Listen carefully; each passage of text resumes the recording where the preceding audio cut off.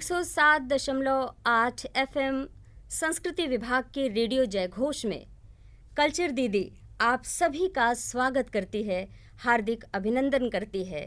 और आज नवरात्र का पावन पर्व है, तो हमारे सभी सुनने वालों और देखने वालों को नवरात्र की बहुत बहुत बधाई। आज हम आपके लिए लाए हैं ढेर सारी बातें और कुछ गीत, और हमारे साथ होंगी 9 स्वरूप में माता दुर्गा।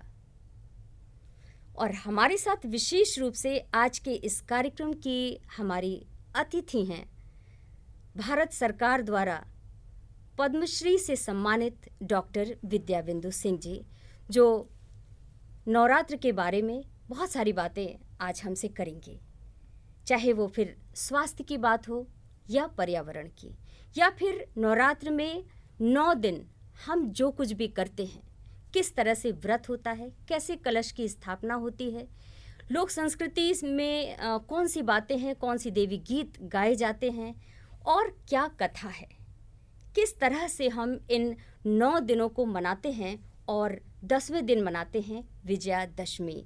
आज की हमारी मुख्य अतिथि हैं डॉक्टर विद्या बिंदु सिंह जी। नमस्कार। मैं इस कार्यक्रम में बहुत बहुत स्वागत करती हूँ आपका। धन्यवाद। डॉक्टर विद्या बिंदु सिंह, जो कि हमारे उत्तर प्रदेश की शान हैं, हिंदी संस्थान की संयुक्त निदेशक रही हैं आप। इस समय हम लोग बहुत गर्वान्वित हैं कि हमारे कार्यक्रम में आप पधारी हैं। धन्यवाद। हिंदी साहित्य, लोक साहित्य, लोक भाषा पर आपने बहुत सारे काम किए हैं, तो आज का जो हमारा ये कार्यक्रम है ये नवरात्र पर ही आधारित है। जी। तो मैं ये जानना चाहती हूँ कि माता दुर्गा के ये जो 9 स्वरूप हैं, इसका क्या महत्व है?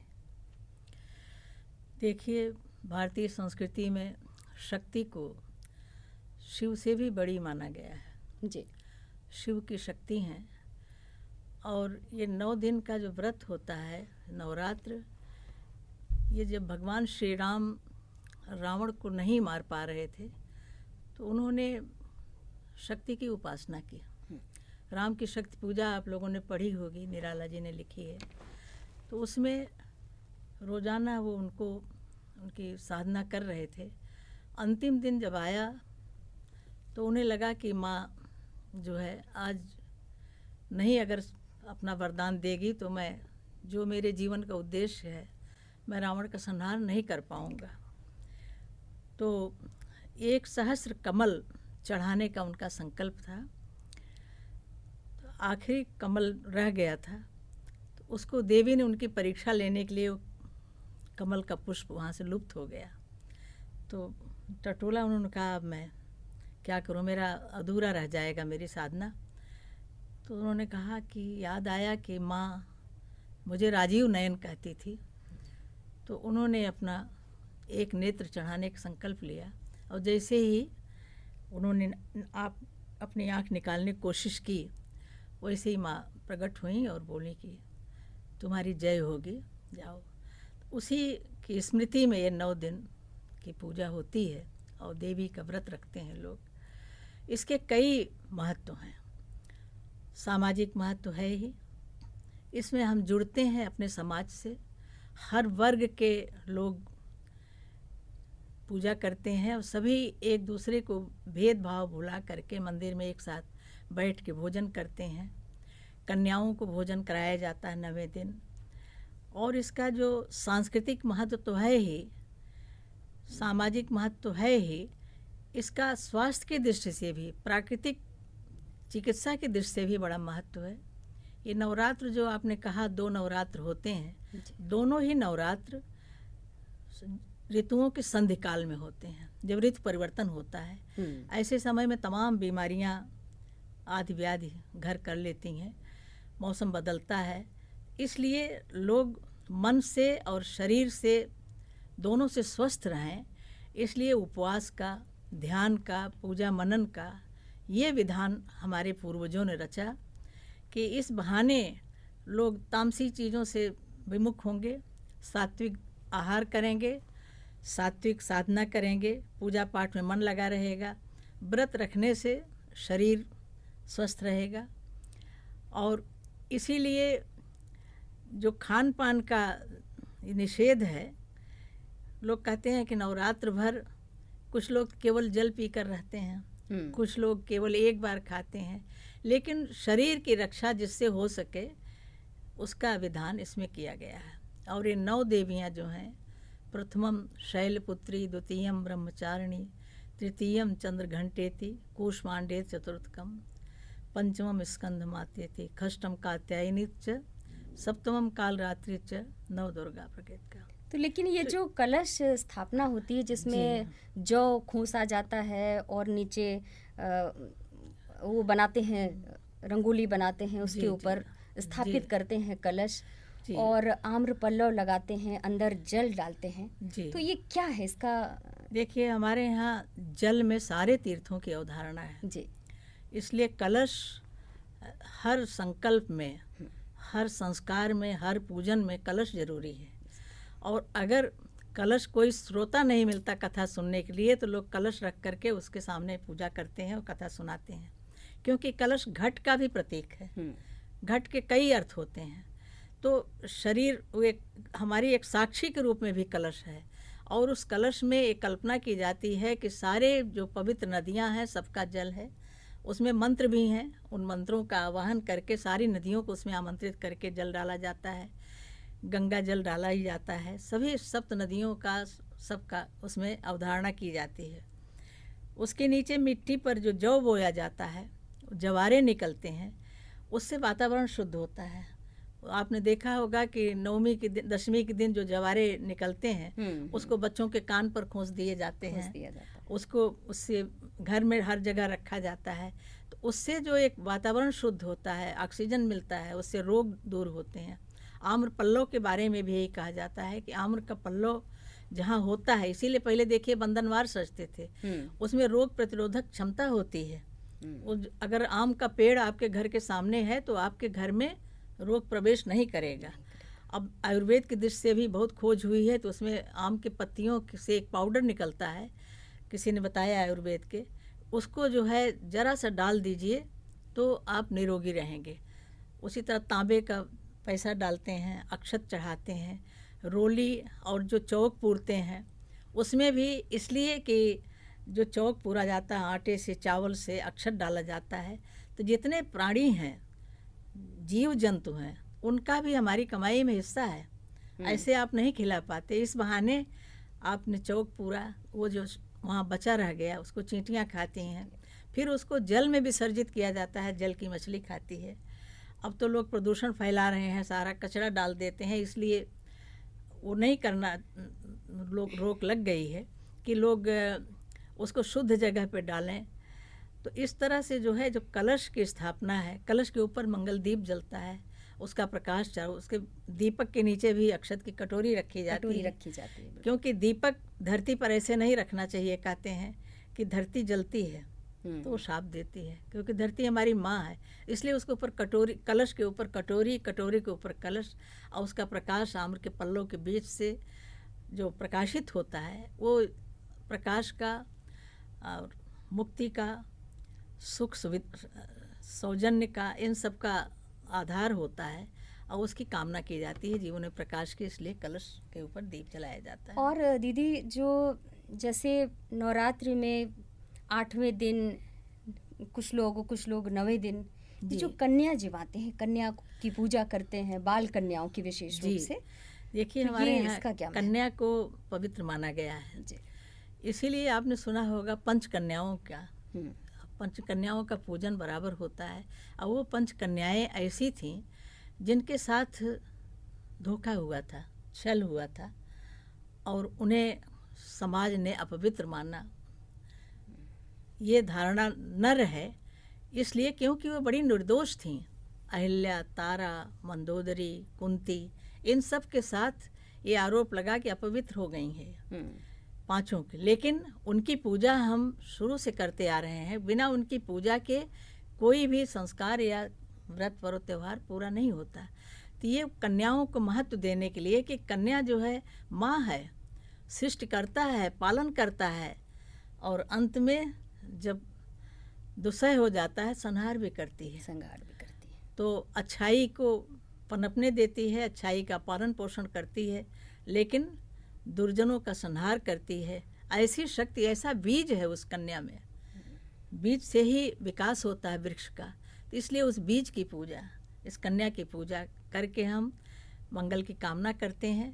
और ये संस्कृति जो कहते हैं भारत में स्त्रियों का आदर नहीं है, तो उस संस्कृति को बचाए रखने के लिए आज बच्चों को बताना चाहिए कि कन्या क्यों पूजनी है। हमारी नई पीढ़ी, हमारे बच्चे आदर करें उस कन्या का। उस कन्या को दहेज के रूप में वस्तु बना करके न भेजा जाए। इसके लिए ये कन्या पूजन का विधान था कि ये बहुत आदरणीय है। ये आपके घर की, कहते हैं ना, घर की चिड़िया है, आंगन की तुलसी है, प्रकृति से जुड़ी हुई है। कन्या के साथ नीम का नाम है, माता नीम में रहती हैं, तुलसी में रहती हैं। तो इसलिए कि आप प्रकृति से जुड़िए, प्रकृति के पास इसी बहाने जाइए, पूजा करिएगा। इसीलिए पूरे नवरात्र भर नीम को धार चढ़ाई जाती है, लौंग चढ़ाई जाती है, नीम के पेड़ के पास जाके पूजा करते हैं। तो ये सारी चीज़ें, सारे व्रत पर्व त्यौहार हमारे ये बताते हैं कि हम प्रकृति का हिस्सा हैं। प्रकृति से दूर रह के हम सुखी नहीं रहेंगे।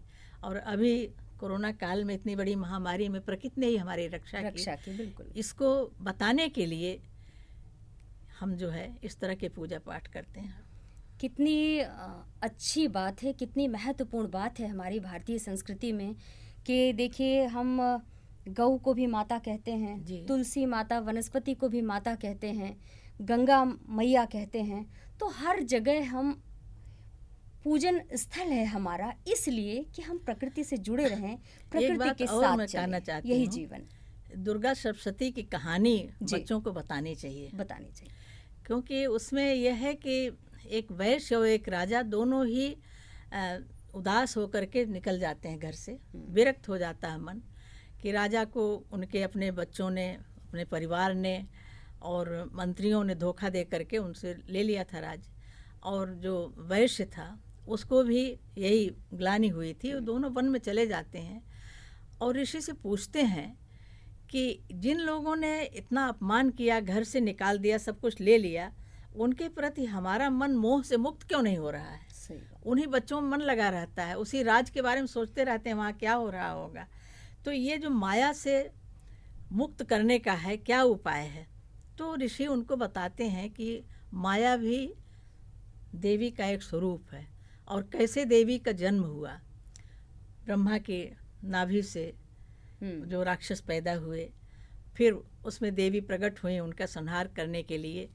तो उसमें तमाम, जैसे न निद्रा में भी माँ है, निद्रा रूप में, या देवी सर्वभूतेषु निद्रा रूपेण संस्थिता, मोह रूप में भी माँ है। तो माँ का ये माया रूप, मोह रूप, कोई भी संसार में ऐसा नहीं है जो इससे मुक्त हो। और उस माया रूप में भी अच्छाइयाँ हैं। अगर माया मोह ममता न होती तो ये सृष्टि न होती। तो इसलिए ये बताने के लिए कि स्त्री का महत्व कितना है और उसकी ममता का कितना महत्व है। माया केवल अंधकार ही नहीं है, माया प्रकाश की पुंज भी है। माया से ही सारा वात्सल्य है, सारी उदारता है। ये बताने के लिए हम नौ दुर्गा की पूजा करते हैं, माँ के हर रूप की पूजा करते हैं। हमारे यहाँ तो जैसे जो भी मांगलिक कार्य होता है जी, हमेशा प्रथम पूज्य भगवान गणेश जी की आराधना की जाती है और उसके बाद देवी माता की पूजा की जाती है, क्योंकि वो भी, गणेश जी भी माँ की ही सृष्टि है। हाँ, माँ की ही सृष्टि है। तो इसलिए जो है गणेश को महत्व देने के लिए कि गणेश को महत्व दिया तो माँ पार्वती प्रसन्न होंगी। ये भी अप्रत्यक्ष रूप से माँ को ही प्रसन्न करने के लिए है। तो लोक संस्कृति में हम किस तरह से इसको देखते हैं? लोक संस्कृति में देखिए, हम लोगों के बचपन में हमने देखा था कि फूल लोढ़ने जाते थे हम लोग। कुंवारी कन्याएं जितनी होती थी गांव की और विवाहिता भी जो अपने मायके में आई हुई हैं, सब लोग जंगल में जाते थे। फूल जितने खिले रहते थे फूल लोढ़ने जाते थे और अपने आंचल में फूल तोड़ तोड़ के लाते थे सब। वो काली माई चौरा पर जा कर के वो फूल चढ़ाया जाता था। वो परंपरा लुप्त हो गई है, अब जंगल ही नहीं रहे। तो ये फूल लोढ़ने के लोकगीतों में भी फूल लोढ़े चली हैं भवानी मैया, हथवा डलरिया लिहे और फुलवा के लोभल भंवरवा आचरवा धई के बेल से। हर संस्कार के अवसर पर पहला गीत ये गाया जाता है कि माता फूल लोढ़ने चली हैं। और फूल का लोभी भंवरा उनके आंचल में विलास करता है। तो हंसी हंसी पूछें डीह बाबा अगवान चंद्र मतलब गणेश जी कि बहनी सगरो चुनरिया तोहरी लाल अचरवा काहे धूमिल, तुम्हारी सारी चुनर तो लाल है जैसा आपने पहन रखा है, लेकिन ये आंचल धूमिल क्यों है? तो कहती हैं संतान कितना महत्वपूर्ण है, ये प्रेम का दाम्पत्य भाव कितना महत्वपूर्ण है। भंवरे ने मेरे आंचल में आकर विलास किया। ये भंवरा भी श्री कृष्ण का प्रतीक है, जो बहुत सारे प्रतीक जुड़े हुए हैं। तो कहती हैं कि बिना घी के हवन नहीं हो सकता, बिना दूध के खीर नहीं बन सकती, और बिना पुत्र के सोहर नहीं हो सकता, और बिना धन्या यानी बिना अर्धांगिनी के धर्म पूरा नहीं होता। हाँ, बिना धिया के जो है धर्म नहीं होगा, और धन्या यानी पत्नी के बिना भी धर्म का पालन नहीं हो सकता। स्त्री के महत्व को बताने के लिए इस तरह के गीत वहाँ गाए जाते हैं। और माली पचरा गाता है ज़रूर। अभी भी हम लोगों के यहाँ गांव में मालिन आती हैं, फूल दे आती हैं, और काली माई के चौरा पर या घर में भी देवी गीत पचरा गाए जाते हैं। इन देवी गीतों में माँ के तमाम स्वरूपों की, उनकी कृपा की विधियाँ हैं और महत्व है, और कैसे हम माँ को प्रसन्न करें। इतना सहज है माँ का स्वरूप कि उसको गाली भी गाई जाती है। मट्टी को पहले संस्कार के अवसर पर मिट्टी टीकते हैं, और उस समय भी माँ देवी मैया को, भवानी मैया को, सबको गाली गाते हैं, और फिर उसके बाद घर की पुरखिनों को। तो ये जुड़ाने के लिए कि हम कितने निकट हैं माँ से। माँ हमसे दूर नहीं है, आराध्य है, लेकिन हमारी पहुँच में है, क्योंकि हम उसको अपने भीतर महसूस करते हैं। हम उसकी संतान हैं, हम अपनी माँ से कुछ भी मांग सकते हैं। जैसे माँ क्षमा करती है, उसका वस्त्र बच्चा गंदा कर दे तो भी क्षमा करती है। माँ का दूध काट लेता है बच्चा, फिर भी वो उसको मारती नहीं है, दुलराती है। तो ये जो हमारी माँ इतनी प्रिय है, इतनी आदरणीय है कि हम उससे कुछ भी मांग सकते हैं। ये स्वरूप हमारे लोकगीतों में, हमारी लोक कथाओं में अनंत कथाएं, अनंत गीत हैं और अनंत संभावनाएं हैं। इनको आज की नई जो पीढ़ी है उनके सामने ये गीत, ये कथाएं, हमारी लोक संस्कृति के जो संस्कार विधियां हैं, पूजन पद्धतियां हैं, इनके बारे में ज़रूर बताना चाहिए, क्योंकि हमारे बच्चे समझ गए हैं कि ये सब ढकोसला है। लेकिन उसके पीछे जो वैज्ञानिक तथ्य हैं, जो अनुसंधान हुए हैं, उसमें सिद्ध हो चुका है कि ये सब कुछ हमारे कल्याण के लिए है।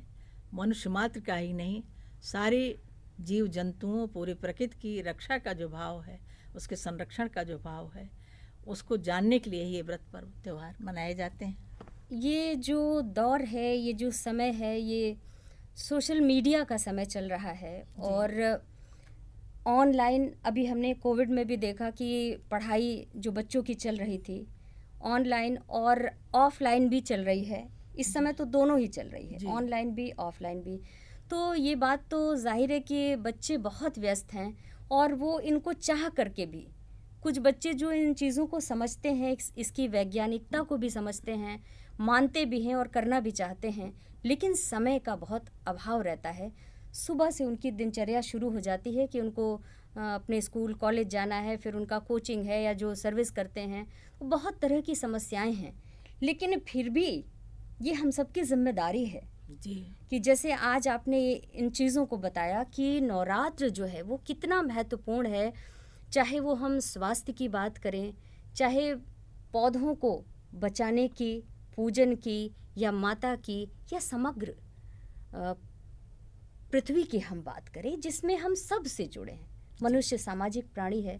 हम चींटी की भी बात करते हैं, चिड़िया की भी करते हैं, पानी की भी करते हैं, और अक्षत पूजन की भी करते हैं। तो बच्चों को, हमारी आने वाली पीढ़ी को ये सारी बातें, हमारे पर्व त्योहार, व्रत, पूजन, इन सब का जो महात्म्य है ये बताना बहुत ज़रूरी है, और उसके पीछे उसकी क्या वैज्ञानिकता है ये भी बताना बहुत ज़रूरी है। तो श्रोताओं, हमारा ये कार्यक्रम जारी है और हम लेते हैं एक छोटा सा विराम। इसके बाद हम अपने कार्यक्रम को आगे बढ़ाएंगे।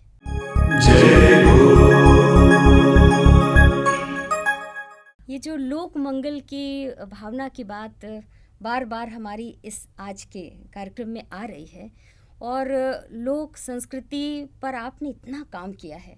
भारत सरकार के द्वारा इतना प्रतिष्ठित सम्मान पुरस्कार आपको मिला, पद्मश्री, तो हम सब बहुत गर्वान्वित हैं। और अभी कुछ भारत सरकार के द्वारा आपको कुछ और भी जिम्मेदारियां दी गई हैं। जी, राजभाषा विभाग में सदस्य बनाया गया है वित्त विभाग के भारत सरकार में। जी जी, तो आपका हम ऐसे ही सानिध्य लेते रहेंगे।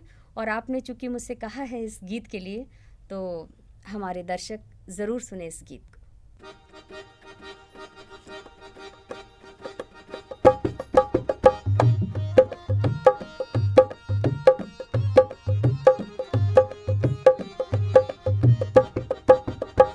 निमिया के डाढ़ मैया नावेली झूलनवा के झूली झूली ना। निमिया के डाढ़ मैया नावेली झूलनवा के झूली झूली ना। ओ मैया मोरी गावे